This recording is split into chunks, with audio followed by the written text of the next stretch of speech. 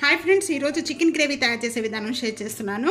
ఇది చాలా చాలా బాగుంటుందండి. ఇది ఇడ్లీ, దోశ, పుల్కా, నాన్, రోటీ, చపాతీ వీటన్నిటిలో కూడా చాలా టేస్ట్గా ఉంటుంది. తప్పకుండా ఇదే విధంగా ట్రై చేసి మీకు ఎలా ఉందనేది కామెంట్స్లో తెలియజేయండి. సబ్స్క్రైబ్ చేయడం మర్చిపోవద్దు.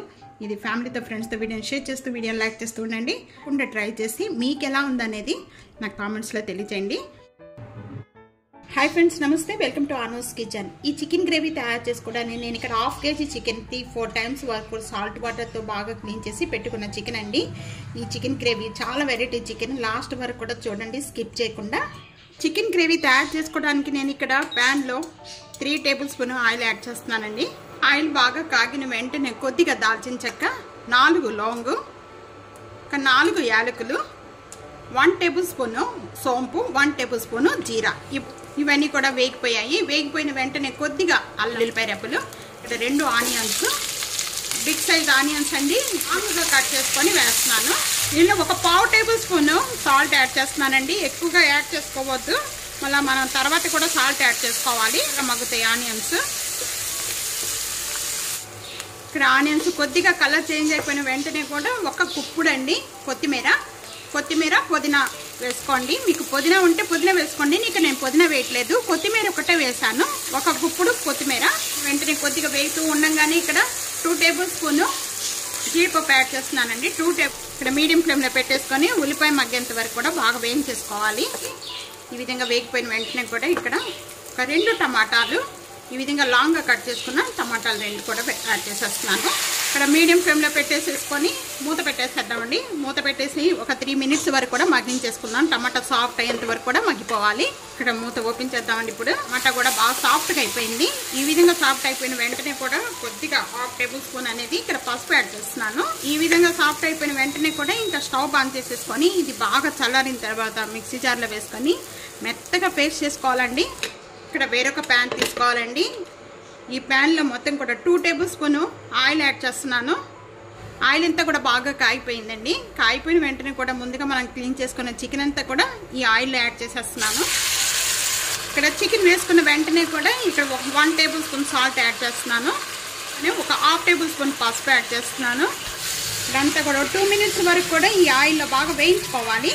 వరకు చికెన్లో ఉన్న పచ్చి స్మెల్ పోయేంత వరకు కూడా 2 minutes వరకు కూడా ఈ విధంగా వేయించుకోవాలి. బాగా చికెన్ అంతా వేయించుకునేటప్పుడు ఇక్కడ హై ఫ్లేమ్లో పెట్టుకోవాలండి. హై ఫ్లేమ్లో పెట్టుకొని 2 minutes వరకు కూడా ఈ విధంగా కలుపుతూ వేయించుకోవాలి. ఇక్కడ చికెన్ అంతా కూడా 2 minutes బాగా వేగిపోయిందండి. వేగిపోయిన వెంటనే కూడా ఈ ముక్కలు మునిగేంత వరకు కూడా వాటర్ పోసుకోవాలి.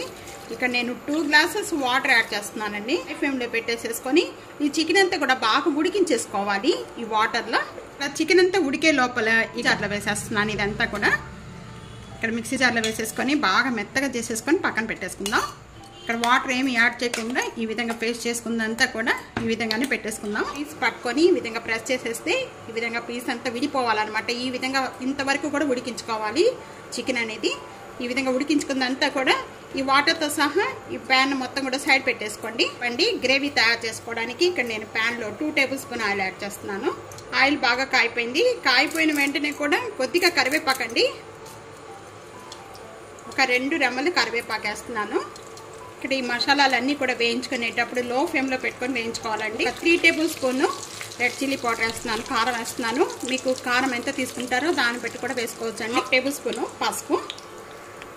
మనం ముందుగానే సాల్ట్ యాడ్ చేసుకున్నామండి, చూసుకొని కూడా వేసుకోండి. తర్వాత ఇప్పుడు ఈ కారం వేసిన వెంటనే ముందుగా మనం మిక్సీ చేసుకున్న మసాలా అంతా పేస్ట్ అంతా కూడా దీంట్లో యాడ్ చేసేస్తున్నాను. ఇక్కడ చికెన్లో వాటర్ అంతా కూడా కొద్దిగా యాడ్ చేసేసుకొని దీంట్లో యాడ్ చేసేస్తున్నానండి.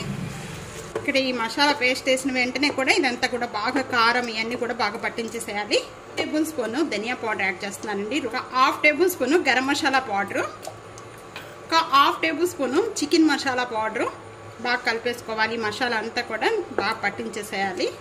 ఇక్కడ వాటర్ ఏమి కూడా యాడ్ చేయొద్దు. ఆయిల్ సపరేట్ అయ్యేంత వరకు కూడా గ్రేవీ లో ఫ్లేమ్లోనే పెట్టి మగ్గించేసుకోవాలండి. ఒక 5 minutes వరకు కూడా మధ్య మధ్యలో మూత అనేది ఓపెన్ చేసి కలుపుతూ ఉండండి. 5 minutes అయిపోయిన తర్వాత ఇప్పుడు ఓపెన్ చేద్దాం. చూస్తున్నారు కదా గ్రేవీకి అంతా కూడా ఆయిల్ అనేది సపరేట్ అయిపోయింది. ఈ విధంగా సపరేట్ అయిపోయిన వెంటనే కూడా మళ్ళీ ఒకసారి బాగా కలిపేసుకుందాం. మంచి స్మెల్ వచ్చేస్తుందండి. గ్రేవీ అంతా కూడా బాగా తయారైపోయింది.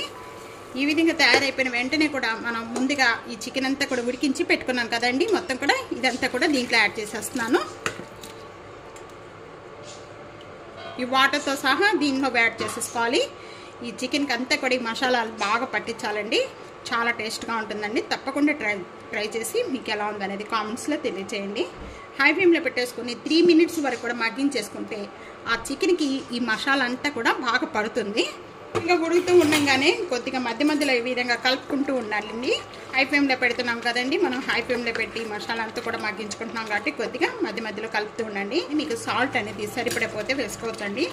నేను సాల్ట్ అనేది నాకు సరిపడలేదు, నేను ఇంకా 1/2 టేబుల్ స్పూన్ సాల్ట్ యాడ్ చేస్తున్నాను అండి. కొద్దిగా మూత పెట్టేసుకుందాం. 3 మినిట్స్ అయిపోయిందండి. ఇప్పుడు ఓపెన్ చేద్దాం. మంచి స్మెల్ వచ్చేస్తుంది.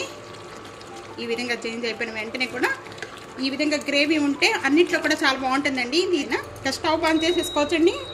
కర్రీ రెడీ అయిపోయింది. దించే ముందు కొద్దిగా కొత్తిమీర యాడ్ చేసేసుకుందాం. చూస్తున్నారు కదండి ఎంత కలర్ఫుల్గా ఉందో. మీకు తినేయాలనిపించేస్తుందా? వెంటనే ఈ విధంగా ట్రై చేయండి. ట్రై చేసి మీకు ఎలా ఉందనేది కామెంట్స్లో తెలియజేయండి. ఇది అన్నిట్లో కూడా చాలా టేస్ట్గా ఉంటుందండి. సబ్స్క్రైబ్ చేయడం మర్చిపోతే ఫ్యామిలీతో ఫ్రెండ్స్తో వీడియోని షేర్ చేస్తూ వీడియోని లైక్ చేస్తూ ఉండండి. Thank you for watching.